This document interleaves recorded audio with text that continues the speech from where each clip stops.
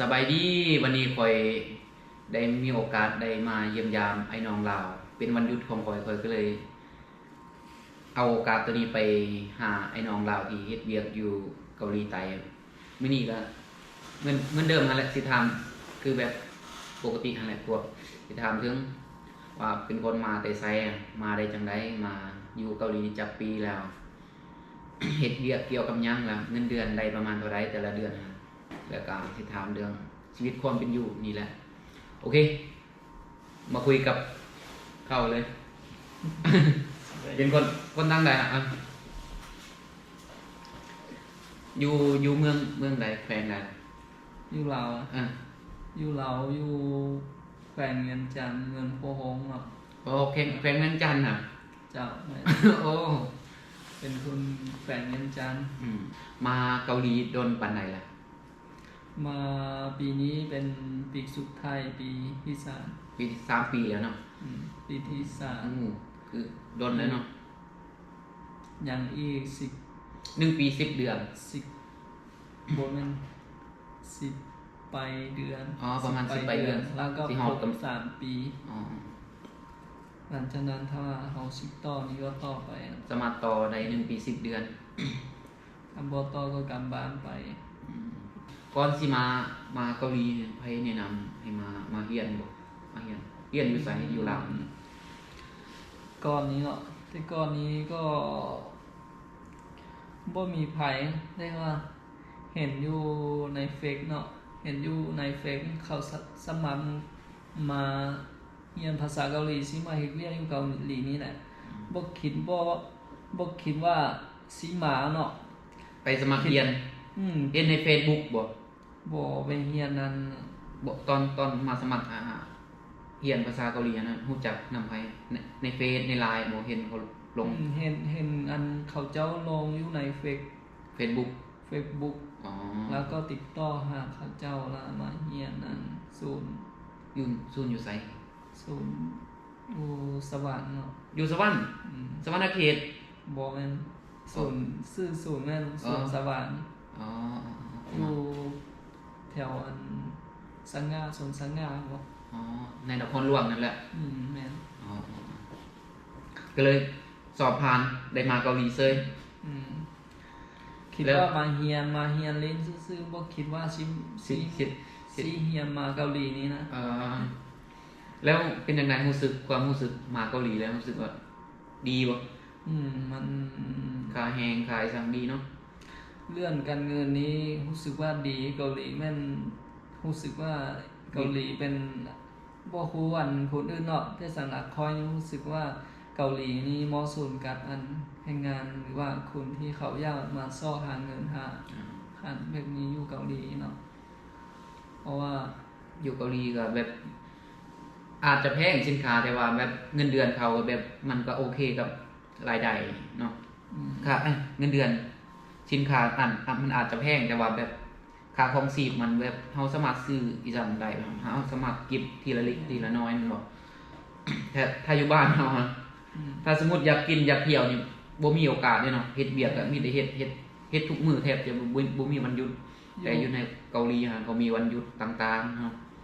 สามารถมีวันหยุดแบบประจำปีต้นหลายเนาะอยู่เกาหลีแม่นหยังก็เครื่องกินประเภททั่วไปเรื่องนี้มันก็สามารถซื้อได้สามารถซื้อได้ถ้าว่าเที่ยวอยู่ลาวนี้ถ้าว่าอยู่ลาวนี้โอ้มันก็แพงเนาะการเดินทางก็สะดวกเนาะลูกพี่มีขี่รถไฟหรือรถเมล์อีหยังมันก็สะดวกแล้วก็บ่ราคาบ่แพงนะราคาก็บ่แพงคืออยู่ลาวเนาะมีหยังมักในเกาหลีมีหยังเกาหลีรู้สึกว่าแบบมักบ่อาหารมักบ่ค่อยอาหารเกาหลีบ่ค่อยสำหรับค่อยมักอาหารเกาหลีนะแต่คนอื่นส่วนหลายคนลาวบ่ค่อยมักแม่นบ่แม่นส่วนหลายมาเกาหลีได้3 ปีก็อาหารเกาหลีนี้ก็บ่ค่อยกินแหละบ่ค่อยมักกินส่วนหลายก็แต่งกินเนาะแต่งกินเองแล้วมาแต่งอยู่ห้องกินมักอีสังแล้วมาเกาหลีแบบรู้สึกว่าเคยมักเกาหลีป่ะต้องมักเกี่ยวกับประเทศเกาหลีมีบ่แบบหรือว่าแบบบ่ค่อยมักแบบค่าแรงอย่างเดียวหรือว่าจังได๋ผู้สาวเนาะเอ้ย ว้ยมักสาวเกาหลีเว้ยแน่นอนสาวเกาหลีงาม ไป อยู่ เล่ แล้ว นฮอดใส่นี่โอ้ก็บ่ยากกัน หน้าตาดีนะ อืม คนเกาหลีหน้าตาดี คนเกาหลีเพราะว่าผู้ชายหรือว่า ผู้หญิ ผู้ ง หญิงเนาะหน้าตาก็ดีเนาะเห็ ยิ่ น งยิ่งเด็กน้อยสมัยนี้แบบหน้าตายิ่งโอ้ แม โห นแมน หน้าตา แล้วก็มีอีกคนรู้สึกว่าคนเกาหลีนี่คือว่าเขาพวกที่เขามีอายุเขาเบิ่งเขาคืออายุสร้างเขาเนาะแต่ตอนเขาไปทานเขาเจ้าน่ะเขาอายุก็ไหลกว่าเขาละแต่ว่าเบิ่งหน้าตาของเขาคือว่ายังเด็กๆหรือว่ายังสร้างเขาซื่อนะ โอเควันนี้เราสิถามเรื่องอยู่เกาหลีเฮ็ดเวียกเกี่ยวกับหยังอยู่โรงงานนี้ เพองานนี้มันเขาจอกเนาะจอก เป็นงานจอดเล็ก งาน เนาะ จอกแม่นจอกเล็กก็มันก็บ่แม่นประเภทอันจอกมีหยังวะ จอดแบบเนี่ยเลย จอกแบบจอกน้อยๆเขาจอกอันเป็นแผ่นคือแผ่นสังกัดสีมาให้เขาจอกแล้วเขาก็จอกหนักนึ่งสงสารเนาะก็ได้เนาะ เฮ็ดเวียกหนักบ่จอดนี่บ่แบบ อืมกันเฮเวียนี่มันก็หนัก หนักอยู่นะ ถ้าว่าอันที่ใดหรือว่าเดือนใดมีออเดอร์ไลน์เนาะคนนั้นก็แรงแล้วก็ต้องได้เฮ็ดไวแล้วก็เมื่อยเนาะ แล้วในโรงงานมีแบบเคยหัวหน้าแบบหัวหน้าเป็นอย่างไรหัวหน้านิสัยดีบ่หรือว่า อืม แบบ ถ้าว่าหัวหน้าบริษัทนี่มันก็ดีเนาะเรื่องการเงินนี้มันก็พอใช้ได้อยู่แต่ว่าที่แท้มันหัวหน้าคนงาน หัวหน้าคุมงานเนาะ อืม มันก็ดุหน่อยนึง แม่น คนเกาหลีก็ประมาณนั้นแหละแต่ถ้าอยู่ใดก็ทนใดก็ได้ ค่อยคิดว่ากันที่อันเอามาเฮ็ดเวียบ่แม่นอยู่เหลาอยู่ใสเนาะ มันก็มีทุกที่นั่นแหละ เอาไปเฮ็ดเวียนี้มันก็ นายจัง คำว่าคำที่ดุร้ายไปนี้ก็เป็นเรื่องธรรมดาเนาะ เป็นเรื่องธรรมดาเป็นเรื่องปกติ มีแต่เพียงว่าเขามีคนอดทนสั้นใดอดทนได้สั้นใด ต้องอดทนนะครับโอเค ต่อมาสิถามเรื่องเกี่ยวกับเงินเดือนในโรงงานนี้เคยได้แบบเฉลี่ยเอาแบบเฉลี่ยแบบแต่ละเดือนเคยได้ประมาณเท่าไหร่ ถ้าว่ายูพีมันก็มีไว้ช่วงเนาะบันช่วงนี้เขาก็ได้เฮกโอ ช่วงมีโอได้ประมาณเท่าไหร่ ช่วงมีโอนี่ก็ถ้าว่าตัวเลข ได้ ก็ แบบ ได้ สูงที่สุดเคยได้แบบสูงที่สุด ก็เคยได้สันล้านไปเนาะสันล้าน6สันล้าน7นี่แหละ ได้ประมาณ3ล้าน6 3ล้าน7นะเพื่อนถือว่าเป็นค่อนข้างสูงนะถ้าเงินกีบก็สิฮอด60ล้านอยู่เนาะ ก็ประมาณนั้นแหละ แล้วถ้าเฉลี่ยกับประมาณค่าแรงธรรมดาทั่วไปมันบอกประมาณ2ล้านปลายบอก ถ้าว่าช่วงใดมัน ช่วงบ่มี OT อะนะ บ่มีโอเลยหัวหน้ายูพีนี่หัวหน้านี่มันก็ดีคือกันเนาะเพราะว่าเขาบ่มีโออีหยังหัวหน้าก็ไล่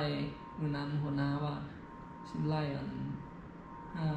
ชั่วโมงให้เฮาฟรีแบบ อ๋อ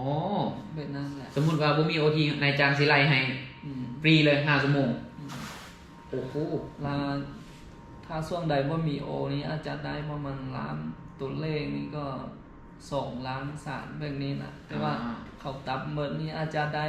ถ้าตัดเบิดแล้วก็เหลือประมาณ เขาตับเบิกนี่อาจจะได้ประมาณ2ล้าน 2ล้านบ่ 2ล้านกับล้านเก้าบันเพื่อก็ล้าน2ล้านเอกก็มี ค่ากินค่าอยู่ดิ ค่ากินค่าอยู่นี้หัวหน้าห้องงานนี้เขาเรียนสารค่าเนาะ กินข้าว3คาบ ค่าเช้าถ้าว่าเขา ค่าที่พักแล้วก็ เขาไปกินลุกทานหรือว่าเขาอยากกินก็ไปกินได้เนาะค่าเช้าแล้วก็ค่าซอยนี้แน่นอนเขาก็เรียนเนาะค่าแรงนี้ คือวันจันทร์ตั้งแต่วันจันทร์ฮอดมื้อวันศุกร์อาหารเช้าเที่ยงแรงเลี้ยงเบิด วันเสาร์นี้ก็มี วันเช้าเขาเลี้ยงบ่ วันเสาร์นี้ไปกินก็ได้วันเสาร์ อ๋อ นี้ คือว่าค่าอาหารแม่นเขาเลี้ยงเบิดนะ ม เหลือแต่ค่าที่พักนะเป็นจังไดค่าที่พัก มีแต่ค่าหอเนาะ ครั ค่า บ หอพักกับค่าประกันภัยอย่างแบบนี้เนาะ นั่นแหละ ค่า ค่าห้องพักประมาณเท่าไหร่ ค่า ก็ หอนี้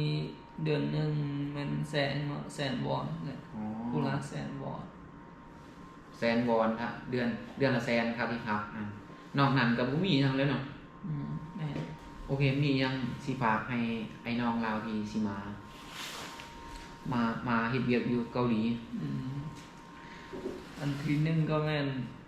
หลักๆเลยก็แม่นคนอดทนเนาะ ความอดทนโอเค อันนี้ก็เป็นคิดว่าหลายๆคนที่เขามาอยู่เกาหลีนี้เขาอาจจะรู้ดีเนาะแต่เพื่อควรที่ยังบ่ทำมาเนาะ อันแรกๆก็แม่นคนอดทนอันที่สองนี่เอามาเฮ็ดเวียกอยู่เกาหลีนี่ มันหนัก มันหนักแล้วก็เมื่อย เหนื่อย แล้วก็อันเฮ็ดอีหยังก็ต้องระมัด ระมัดระวังเฮ็ดอีหยังก็ต้องแบบระมัดระวังเพราะว่ามันอันตรายเวียกหลายๆอย่าง เวียกมันต้านโรงงานต้านบ่คือการเนาะนะเวียกเนาะบ้านโรงงานมีก็มีผลอันตรายแบบ มีฝุ่นมีสารเคมีต่าง แบบนั้นก็มี ๆ โอเคบ๊ายบาย โอเคเท่านี้แหละ บ๊ายบาย โอเคบ๊ายบายบ่มีหยังสิเว้าแล้วก็อย่าลืมฝากกดไลค์กดแชร์ฝากกดติดตามช่องคุณสารวัตรนี่แหละ มีเดี๋ยวสิมาสัมภาษณ์ไอ้น้องเราอีกหลายคน สิไปสัมภาษณ์ว่า เพราะว่าถ้าสัมภาษณ์คนเดียวบ่ฮู้เนาะเพราะว่ามันต้องแบบสัมภาษณ์หลายๆคนว่า จึงจะฮู้ว่าชีวิตความเป็นอยู่ ความจริงมันเป็นจังไดนะโอเคบ๊ายบายอันยอง Bye.